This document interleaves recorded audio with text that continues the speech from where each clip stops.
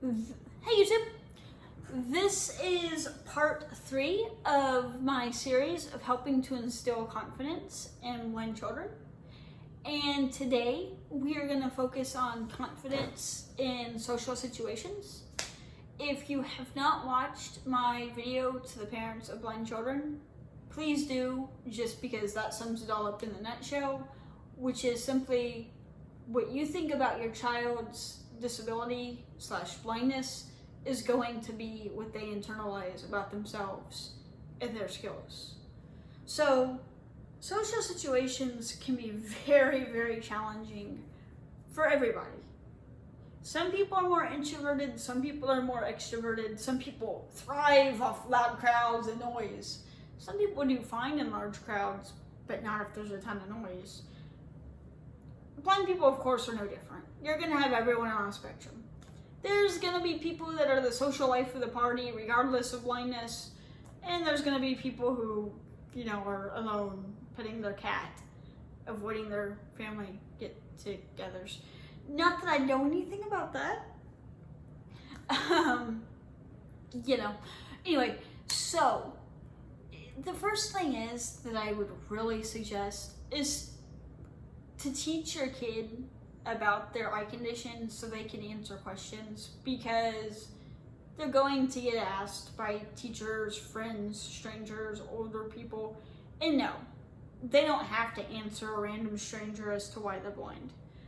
But often when you're trying to make friends, and I'm not expecting a technical answer to a preschooler. Obviously it's age specific, but inevitably it's gonna come up. And the more comfortable your kid is talking about what they can and can't see, the better off they are. Like from an early age, I could explain to somebody why I was blind, what my acuities are, what that kind of meant I could see. I could show them my adaptive technology, and I could explain what it all, did, and things like that. Now, I had a very, very good vocabulary at an early age, and your child may or may not, depending on their age, have that kind of vocabulary. So obviously it's very, very child dependent. But teach them, and also teach them it's okay if a question makes them uncomfortable. They totally do not have to answer. Nobody is entitled to know your medical history, your medical diagnosis. Also completely valid. Let them advocate and say, I don't really feel comfortable answering that question.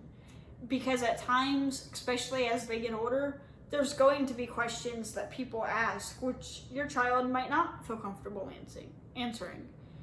I've had questions starting as a teenager, everything from adult relationships, let's say, to very, very crude suggestions of how I could better know people. Just typical things like that. So from an early age, teach them they don't have to answer or entertain those questions. Also, teach them that it's not their job to make somebody else feel good about themselves. And what I mean by that is, I love my mother to death, but she used to get so mad at me because I would refuse to let my friends and teachers help me if it was something I could do. The fact is, it's not my job or your kid's job to let somebody have a gold star to go home and say, man, I helped the blind person do this. I really feel good about myself.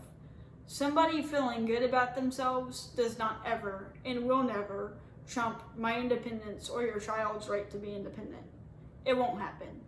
If your child wants the help, even if they don't need it, if they want it, that's fine. If they don't, that's totally fine. And part of that comes with teaching your kid how to advocate for themselves. The more that your kid knows how to advocate for themselves, I find the more comfortable they tend to be in social situations because they feel empowered. I have the right to not do this. I have the right to say no. I have the right to not answer this, or I have the right to. I've had, the confidence in explaining this. I've done this so many times. Sure, let me explain it to you again. Hey, I don't need help crossing the street, but I could really, really use help reading the menu. Teach your kid kind of those skills. And it's not something that you have to sit down and grill them on, but show them through modeling. Hey, Susan, you can say, I'm not comfortable answering that, fine. Or you can say, oh yeah, little Susan's eventually gonna ask why she's blind or why she can't see. Explain it. Oh, well, you were born with a virus in your eyes, and because of that, your retina doesn't work. What's a retina? Go into it. Go into what the retina is, or the rods, or the cones. And if you don't know, then definitely ask your kid's doctor, because you're going to have to answer this question at least until they're like 32. I wouldn't know. I'm not 32 yet. I'm only 31. But I'm just telling you. My mom probably still gets asked this question when she's talking about me. So, totally. My mom was so awesome at making sure that I understood everything, making sure I understood my diagnosis. That really gave me the confidence to be able to explain the technical aspect. The other part is, let your kid go play with their playmates. Let them go play with their friends. If their friends are riding bikes or trikes, let your kid go do that. Let your kid go to the park and swing. If there's a park that other parents feel safe letting their kids walk to, teach your kid how to do that. Teach your kid the buddy system. If it makes you feel better to walk down there with your kid, hey, I get it. But if you're still walking a block with your kid and your kid's like 12, you might want to reconsider, And I know every kid matures differently, and if your kid has additional needs, hey, I get it. But again, if there's a convenience store, like where I live, there's a convenience store that's like a 2-minute walk away. If I, were a parent, and I have been a step parent, I'd have no issue letting, my 10-year-old walk there. And granted, I live in a safe area. I know some areas aren't safe. But blind or sighted, don't be afraid to watch your child do a route a few times. Make sure they're comfortable with that, because that's a big part of hanging out with friends too. You want your kid to feel confident to be able to leave a situation if they need to leave, because their friends are not behaving in safe ways. You don't want your kid to ever feel as if they're dependent on their friend to get home. If that means putting money on their Uber account, if that means staying awake till 2 a.m., if that means, making sure your kid can walk there and back, whatever it takes.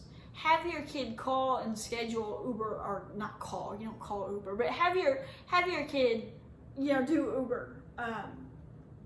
Set Uber things up on the phone to go to the store or go to their friend Molly's house, whatever. Could you do it? Sure. If Molly lives 10 minutes away, might it be expensive? Yes. And do I totally understand that a lot of people can't afford it? Most definitely. But if you can afford it, let your kid take on small tasks like that, so that when it comes to, Molly and your kid being in high school, and Molly maybe lives 45 minutes away, your child has the confidence to do that. Again, it's all age dependent. I'm not saying to start your 4-year-old off on contacting Uber or whatever. Common sense. But I know this was a bit jumbled and a bit rambly, and I'm sorry, but I just want everybody to be able to reach their full potential in life, and be that academically, socially, or personally. And you truly are the first chance that your child has to do that.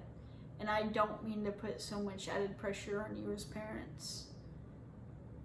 I know that you're under a lot of pressure already, but please trust me on this. Your kid can surprise you, just like all kids can, and your kid will be more confident and more well-adjusted. Grammar isn't my thing, and better adjusted than what you initially may have feared. As always, if you have any questions, any concerns, anything that you want me specifically to talk about, any resources that you need help to find, please don't be afraid to put a comment at the bottom of this video. Don't be afraid to email me, blyndd1@gmail.com. And you can find me in the Blind and Visually Impaired Support Network group on Facebook. I'll be the one posting these videos, and ask people on there too. They're a fantastic resource. I am in no way the expert. So hopefully this helps somebody, and thank you so much for watching.